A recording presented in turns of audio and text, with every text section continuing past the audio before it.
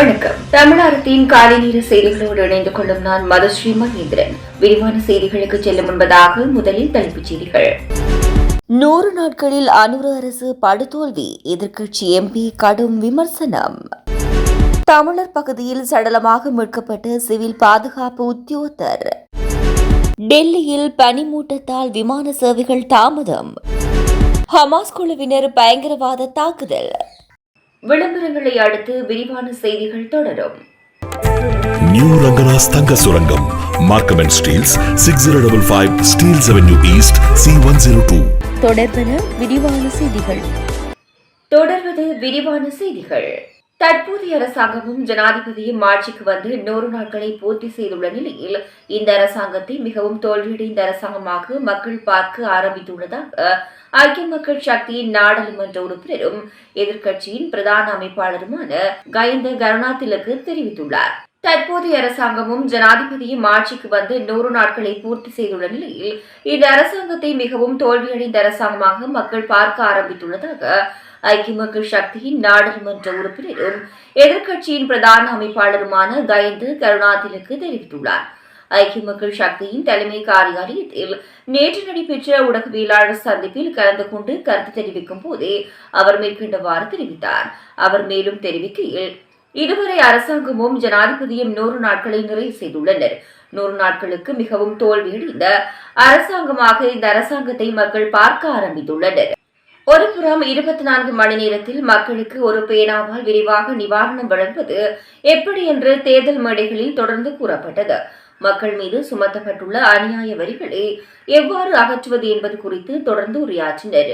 காலவரையின்றி எண்ணெய் விலையை குறைப்பது எப்படி என்பதை விரிவாக விளக்கி பேசினர். அநியாய வரிகள் மற்றும் சுரண்டல் கமிஷன்களை அகற்றி குறைந்த விலையில் எரிபொருள் கொடுப்பது எப்படி என்பதை மக்களுக்கு எடுத்து காட்டினர். மின் கட்டணத்தினை எவ்வாறு குறைப்பது என ஜனாதிபதியும் அமைச்சர்களும் கணக்கிட்டு மக்களுக்கு விளக்கம் அளித்து இந்த தொகைக்கு விலை குறைக்கப்படும், இதையெல்லாம் 100 நாட்களில் எப்படி செய்வது என்பதுதான் தேர்தல் மேடைகளில் பேசப்பட்டது. ஆனால் 10 நாட்கள் கடந்தும் 3/2 பங்குக்கு மேல் அதிகாரம் இருந்தும் அந்த பணியை இந்த அரசு செய்யவில்லை. 3/2 பெரும்பான்மை கிடைக்காவிட்டாலும் சிறுபான்மை அரசாங்கமாக இருந்தாலும் நல்லாட்சி அரசாங்கம் 100 நாட்களுக்குள் எவ்வளவோ வேலைகளை செய்தது என்பதை அரசாங்கத்துக்கு ஞாபகப்படுத்த விரும்புகின்றோம். திருகோணமலை வானல காவல்துறை பிரிவுக்குட்பட்ட குளம் ஒன்றிலிருந்து சிவில் பாதுகாப்பு உத்தியோகத்தர் ஒருவர் சடலமாக மீட்கப்பட்டுள்ளார். இந்த சடலம் நேற்று காவல்துறையினரால் மீட்கப்பட்டுள்ளது. வானில பகுதியைச் சேர்ந்த 40 வயதுடைய கொட்டகெட்டகே நுரோஷன் என்ற சிவில் பாதுகாப்பு உத்தியோகத்தரே இவ்வாறு சடலமாக மீட்கப்பட்டுள்ளார். அத்துடன் குறித்த நபர் கடந்த செவ்வாய்க்கிழமை மாலை விருந்தொன்றுக்கு சென்று வருவதாக மோட்டார் சைக்கிளில் சென்றுள்ளமை ஆரம்ப கட்ட விசாரணைகளில் தெரியவந்துள்ளது. இந்த சம்பவம் குறித்து மேலதிக விசாரணைகளை மேற்கொண்டு வருவதாகவும் காவல்துறையினர் தெரிவித்தனர். தேசிய மக்கள் சக்தி அரசாங்கத்தினால் ஆரம்பிக்கப்பட்டுள்ள கிளீன் ஸ்ரீலங்கா திட்டத்தினூடாக எவரும் கைது செய்யப்பட மாட்டார்கள் என அமைச்சரவை பேச்சாளர் நலிந்த ஜெயதிச தெரிவித்துள்ளார். இந்த திட்டத்தினூடாக எவரையும் கைது செய்யவோ வழக்கு தொடரவோ அல்லது நீதிமன்றத்தில் முன்னிலைப்படுத்தவோ அரசாங்கம் யாருக்கும் அறிவுறுத்தல் வழங்கவில்லை என அவர் சுட்டிக்காட்டியுள்ளார். இவருக்கும் ஏதேனும் காரணத்துக்காக சட்டத்தை நடைமுறைப்படுத்துவதற்காக கிளீன் ஸ்ரீலங்கா திட்டத்தின் கீழ் நாடாளுமன்றில் சட்டம் ஒன்று இயற்றப்படவில்லை என அவர் தெரிவித்துள்ளார். கிளீன் ஸ்ரீலங்கா திட்டம் நாட்டின் நன்மதிப்பை மேம்படுத்தும் நோக்கில் உருவாக்கப்பட்டுள்ளது எனவும் ஊடகம் ஒன்று இந்த திட்டம் தொடர்பில் போலியான தகவல்களை வெளியிட்டு வருவதாகவும் அவர் தெரிவித்துள்ளார். தலைநகர் டெல்லியில் கடந்த சில நாட்களாக கடுமையான குளிர் நிலவுகிறது. காலை நேரத்தில் பனிமூட்டமும் அதிகமாக உள்ளது. இதனால் பொதுமக்கள் மிகுந்த அவதியடைந்து வருகின்றார்கள். இது நேற்றும் நீடித்தது. அதன்படி டெல்லி முழுவதும் நேற்று காலையில் பனியால் மூடப்பட்டிருந்தது. குறைந்தபட்ச வெப்பநிலை 7 டிகிரி செல்சியஸாக இருந்தது. கடுமையான பனிமூட்டம் காரணமாக சாலையில் போக்குவரத்து பாதிக்கப்பட்டது. வாகனங்கள் மெதுவாகவே இயக்கப்பட்டன. டெல்லி விமான நிலையத்தில் நேற்று அதிகாலையில் சேவை மிகவும் பாதிக்கப்பட்டது. பனிமூட்டத்தால் பார்வை திறன் 0 மீட்டராக இருந்தது.